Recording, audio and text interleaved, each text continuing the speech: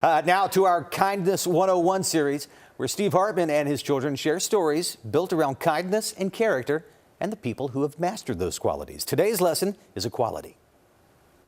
Good morning. This is Merrill, here to help with our lesson on equality. Emmett, this should be an easy one for you.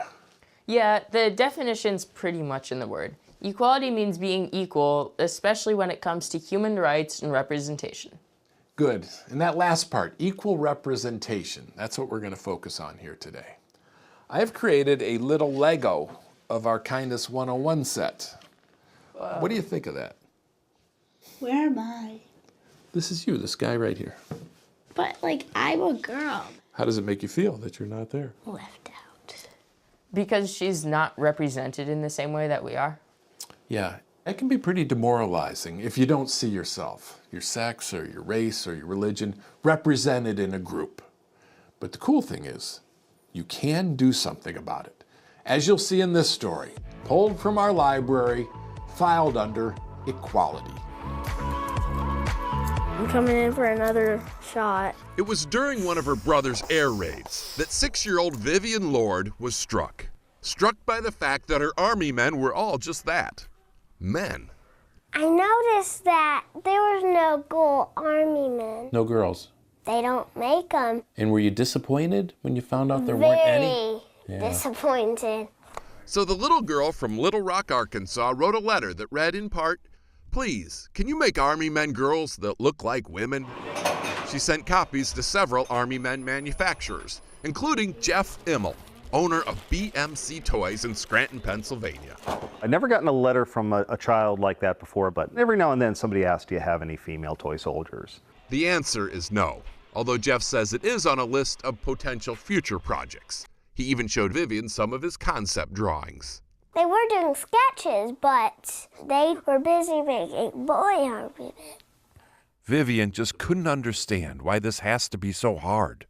I'm not a big company. It's expensive to produce a new figure set, so I got to do my due diligence and make sure it's something that people actually want. And Jeff says a lot of people really don't want women in the vintage plastic military. Part of the pushback over the years has been that there weren't women in combat during World War II, so including them in a traditional set, brandishing anything other than a nurse's bag, wouldn't be historically accurate. Might confuse the poor tykes. Of course, dinosaurs and Chewbacca never fought on the same battlefield either, yet no one seems to have an issue with that pretend play. So why not empower young girls by including women soldiers in these sets? So Get ready, Vivian. I'm going to do it. You're going to do it. I'm going to do it. So Vivian put this to the top of the list. Yeah, she put it to the top of the list easily. Yeah. Shortly after receiving Vivian's letter, Jeff commissioned the first prototype. And that makes me super happy. I would play with them every day. Every day. I'm trying to get your airplane. A decisive victory in the battle for equality. Vivian Lord joins us now. Hello, Vivian. Hi, nice to be here. How old are you now? I'm 11.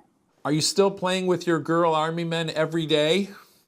Not every day, but Do you still cherish them, though?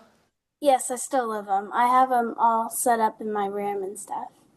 How did you feel when you got that first pack of army women? It was really cool because there was all kinds of different shapes and sizes. So excited. And I felt kind of proud that it actually came true. Did this make you want to push for change in other ways? Yes, it made me see other inequalities that were in this world, so I wanted to push farther. So it sounds like your mission isn't over. It's not. All right. We appreciate all that you've done, and we're very grateful that you joined us today. Thank you. I hope to see you again. Same here. Bye-bye. Bye. You know, when Vivian wrote that letter, there was no guarantee it would make a bit of difference. But she wrote it nonetheless. She made sure her voice was heard. Because that's what warriors do in their battle for equality. We'll see you next time. Until then, stay kind.